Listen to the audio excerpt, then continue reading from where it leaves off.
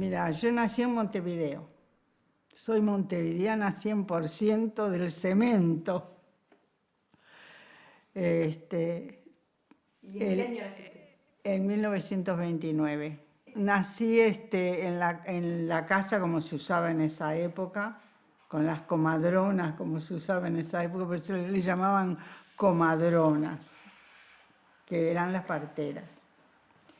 En la calle 26 de marzo. Tuve dos hermanos biológicos y una hermana de corazón.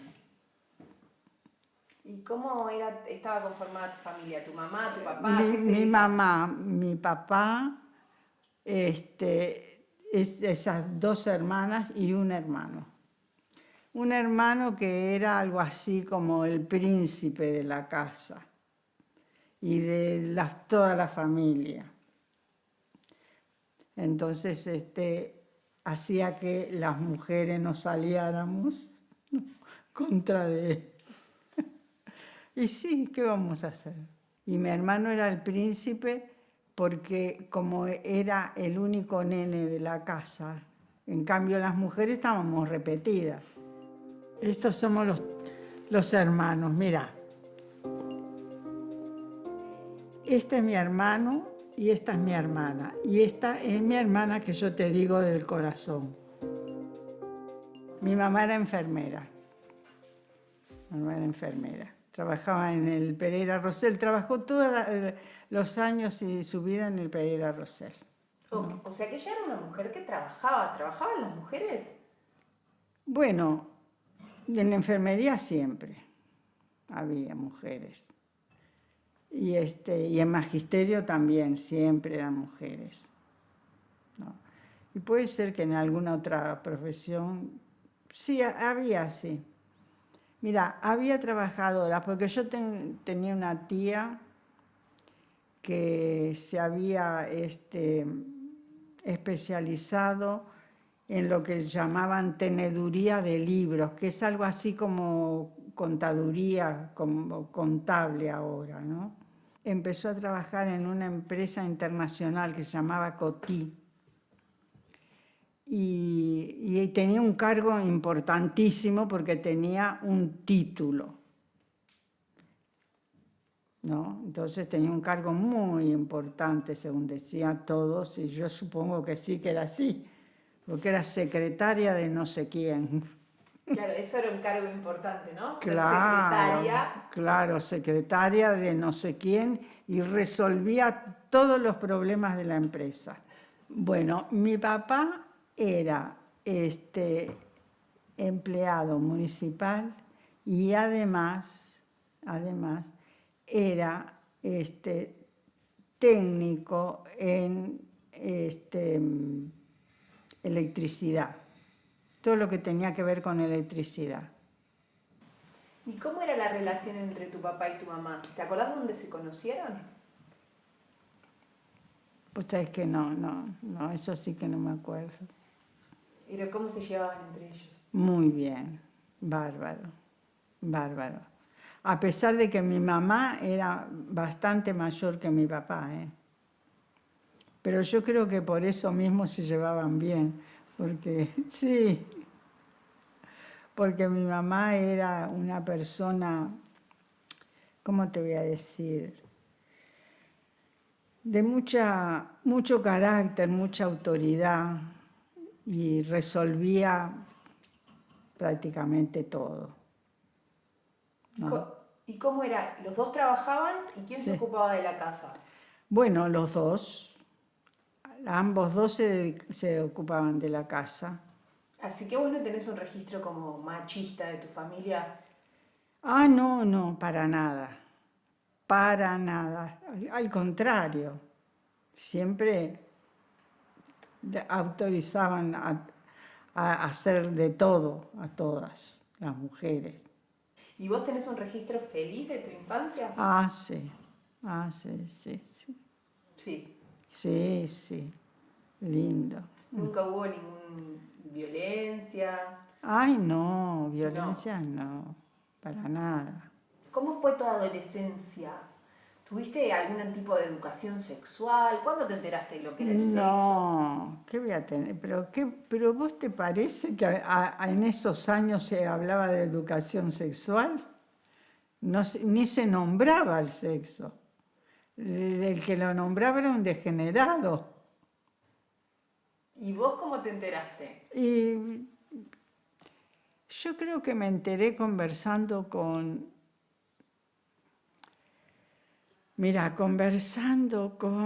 venía a ser una parienta, una recontra parienta de no sé quién, que estaba en mi casa, de alguien salteño sé que era, que estaba en mi casa, porque además todos los que venían de Salto venían para mi casa y se instalaban.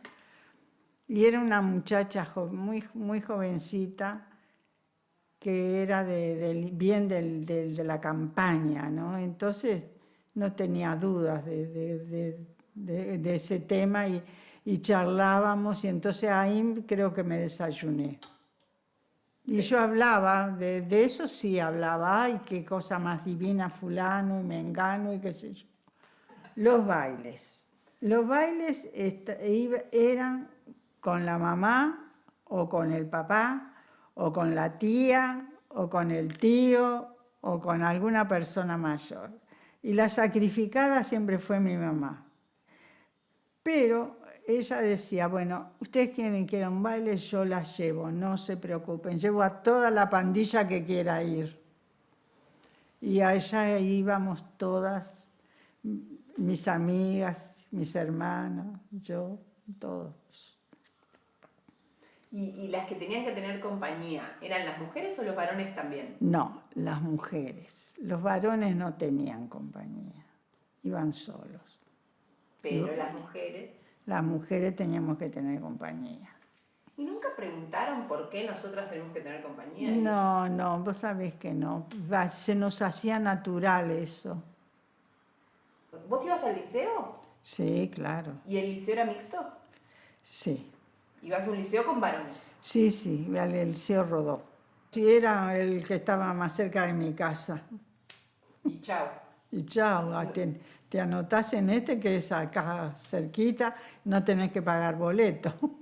¿Y cuando ibas al liceo ahí conocían varones? Ah, sí. Varones. Claro. Y ahí ya te empezaron a gustar. O sea, había Por noviecitos, supuesto. ¿cómo era? En realidad me gustaban desde la escuela. ¿Y ya tuviste novio en la escuela? En la escuela no. No. ¿Y en el liceo? En el liceo más o menos, de esos así. Más. Que no significan nada. ¿Y cómo conociste a quién fue tu marido entonces? En preparatorios. Contame cómo fue, cómo lo conociste. Éramos compañeros de clase.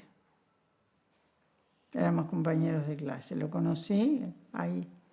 Y ahí sí, ya a esa altura ya salían, íbamos a todos lados. ¿Más o menos en qué año era? 40 y pico. No me acuerdo si 42 o 43, no me acuerdo bien. Esta es la foto del día de mi casamiento. Entonces, te voy a mostrar. Este es mi abuelo, mi mamá, mi papá, mi abuela, mi suegro y mi suegra, Walter y yo.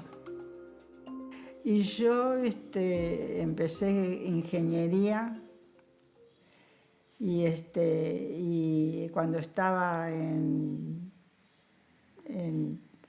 segundo año, no, en primer año, me casé y dije, bueno, vamos a ver cómo seguimos esto. Ya la cosa se complicó. ¿Por qué se complicó? Y porque ya no podía, y yo trabajaba. Yo empecé a trabajar antes de casarme y eso, trabajaba en el Banco de Seguros. Entonces era muy difícil. ¿Y por qué empezaste a trabajar? porque quería independizarme, porque mi mamá siempre nos decía que las mujeres teníamos que trabajar porque teníamos que tener nuestra propia independencia económica. Vos podés casarte con un rey, pero tenés que tener tu independencia económica. Así que andá pensando que tenés que trabajar en algo. Siempre a nosotros nos dijo eso, siempre. Bueno, esta también es el día de mi casamiento. Me casé por civil. Y por civil sigo creyendo que hay que casarse porque después te crea unos conflictos, no a vos, sino a tus descendientes, espantosos. Porque la sociedad está regimentada por una serie de reglas que después te ocasionan problemas si vos no las cumplís. ¿Te casaste virgen? No. No te casaste virgen. No. ¿Te habían dicho que te tenías que casar? O sea, ¿alguien te había dicho en esa formación? O sea, ¿fue como una rebelión? ¿Cómo lo viviste? Sí, tenía que ser, sí. Sí, la virginidad era, como decía una compañera mía de trabajo, una epidemia. Hay que vacunarse, decía. Qué genial. ¿Cómo aprendiste vos eso? ¿Quién te decía que tenías que ser virgen? ¿Los curas? Por supuesto, pero te hacían las preguntas más repugnantes que se pueda pedir. Contame. Y sí, te preguntaban de todo, si te toqueteabas, de todo. Te preguntaban si te masturbabas, por ejemplo. También. Y eso también estaba mal. Sí, sí. Todo mal. Todo está mal. ¿Y cómo fue para vos, con tu compañero, decidir esa transgresión? O sea, ¿cómo lo decidiste? De la manera más natural. Cuando estás pronto, porque no es en cualquier momento, es en un determinado momento. Y ya está, se acabó. ¿Y qué sentiste que él tenía que hacer? O sea, ¿vos sentiste que él tenía que hacer algo, demostrarte algo, que vos le estabas dando algo? ¿Cómo era eso? No sentí que le estuviera dando nada especial, sino más bien era algo que me causaba placer, satisfacción, y no sabía si a él le pasaba lo mismo. ¿Y fueron juntos a la facultad? En primero, pero él siguió unos añitos más, yo no. Acá ves, acá está. Este es Rafael y esta era mi hija, la que yo te dije que murió a los 24 años. ¿Cuántos años tenía Walter cuando murió? Murió en el 71, tenía 31 años. Sí.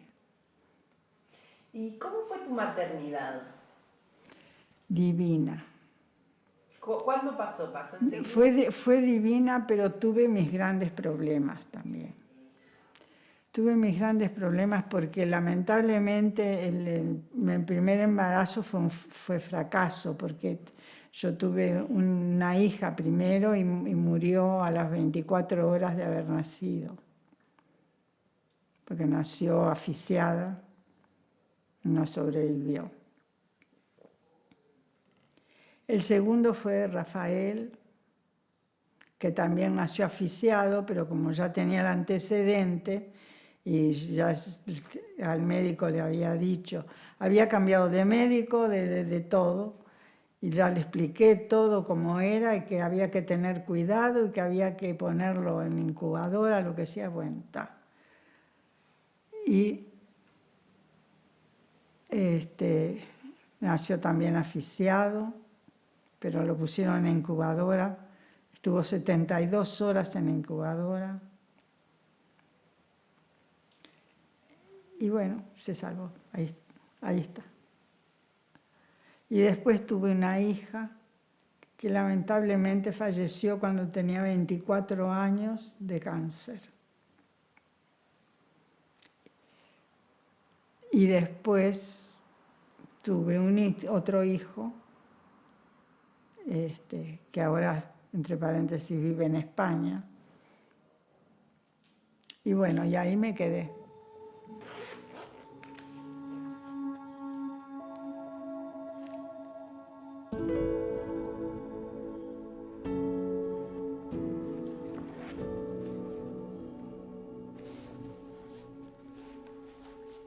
Yo empecé a militar, a ver lo que era militancia desde chiquita con mi mamá. Mi mamá iba a las reuniones sindicales, ¿no?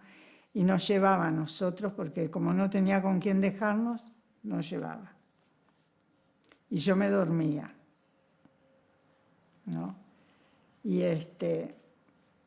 porque además mi mamá fue de las primeras huelgas que se hicieron, ella intervino ahí en primera línea. En primera línea porque era en los lugares donde se ocupaba, ella iba ocupaba. A él no le importaba que tenía su casa, sus hijos, que yo le decía a mi papá que se tenía que quedar con nosotros y ella tenía que ir a ocupar el hospital.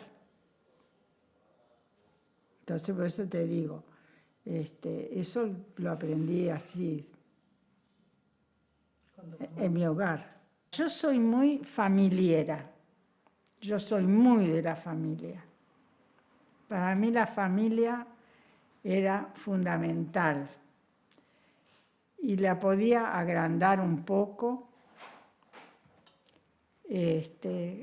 un poco al estilo de lo que hacía mi mamá, ¿no?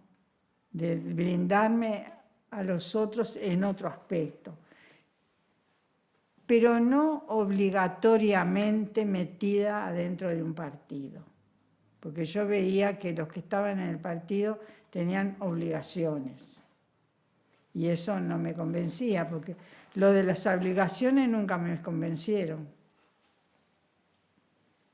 Después, con los años, Alcira Legaspi, la compañera de Arismendi, ¿no? En una de esas jornadas, después me di cuenta que era en una de esas jornadas de afiliación, en una fiesta y qué sé yo, se sentó conmigo y me hizo todo un planteamiento, no sé, me acuerdo bien, el pensamiento, digamos, la forma como me lo planteó, porque como ella era docente, sabía cómo plantear las cosas, ¿no? Y eso. Y digo, bueno, está bien, y le firmé la... Y entonces siempre fui una militante, digamos, no comunista, sino una militante sindical. Yo metida en el tema sindical, que es más amplio, mucho más amplio. ¿Qué es lo que a mí siempre me interesó? Porque a mí me interesa la gente que piensa diferente a mí. No quiere decir que la que piensa igual que a mí no me interese, pero me interesa el pensamiento de los otros para saber cómo se piensa en el mundo, porque si no me encasillo, me meto dentro de una caja y estoy pensando, estoy dando vueltitas siempre alrededor de lo mismo. Entonces a mí me gustaba otro tipo de personas. ¿Utopía decís con respecto al comunismo? Exacto. ¿Cómo es eso? Explícame más. Y bueno, cuando a vos te hacen el cuento del comunismo, porque para mí es un cuento,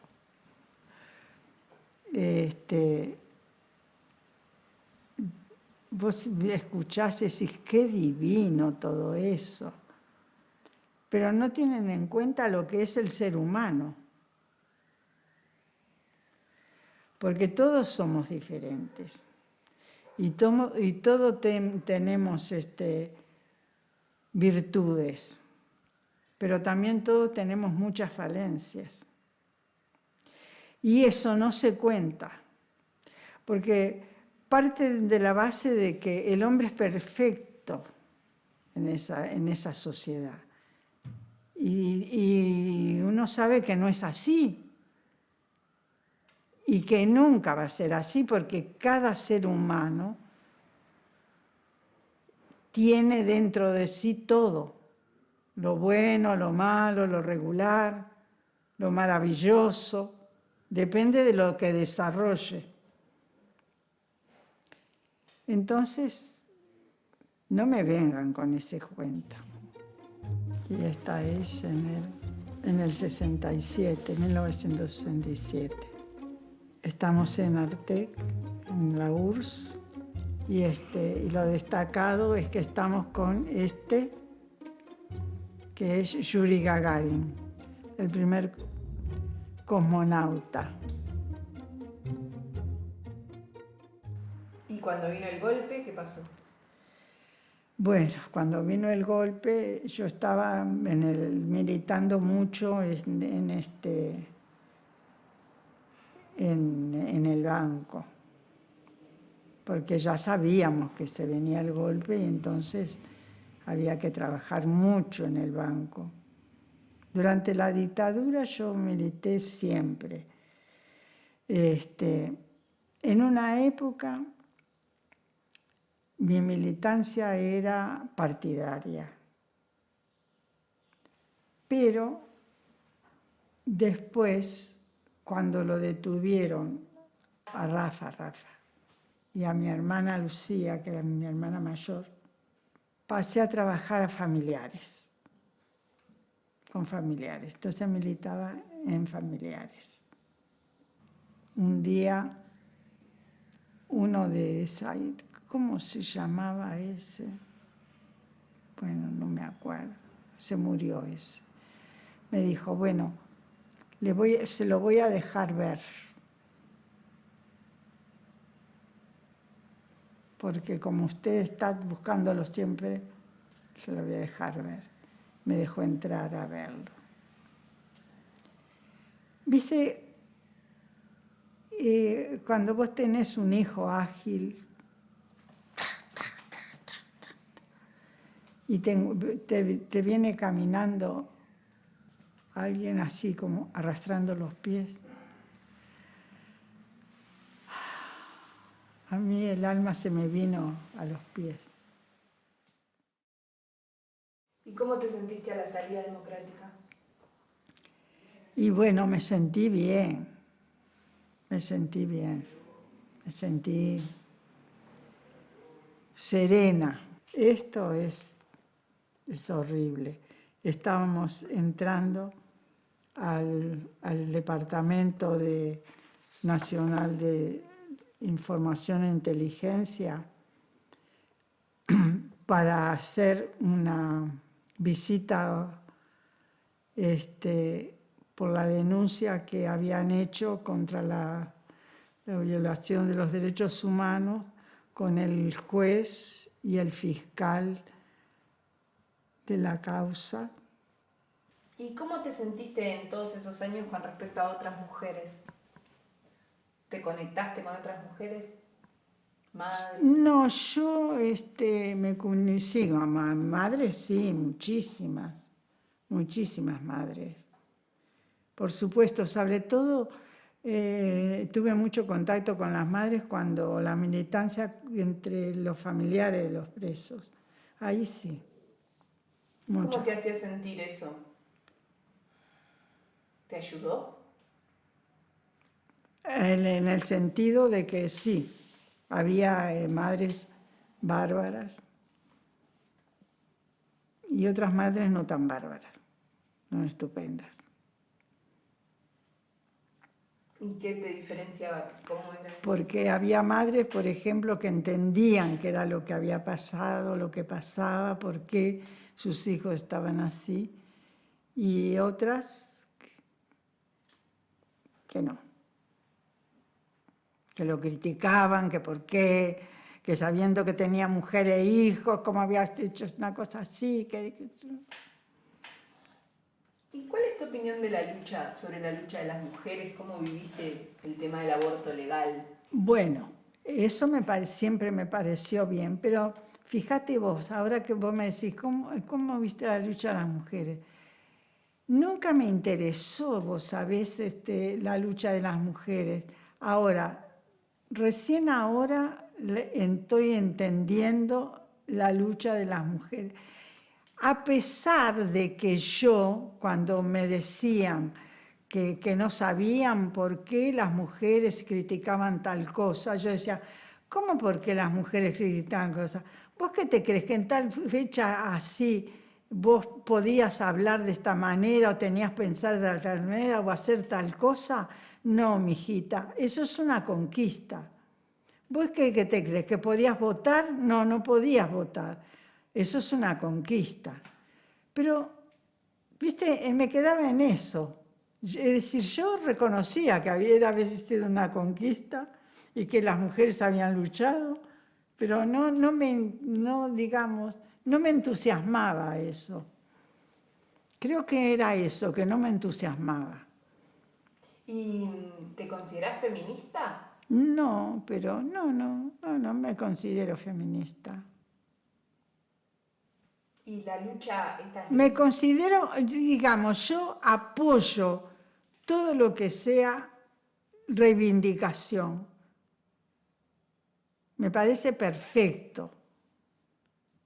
Pero no me siento integrada así. Digamos, me siento más amplia. A pesar de que reconozco que en determinadas circunstancias hay que meterse para sacar adelante una determinada cosa.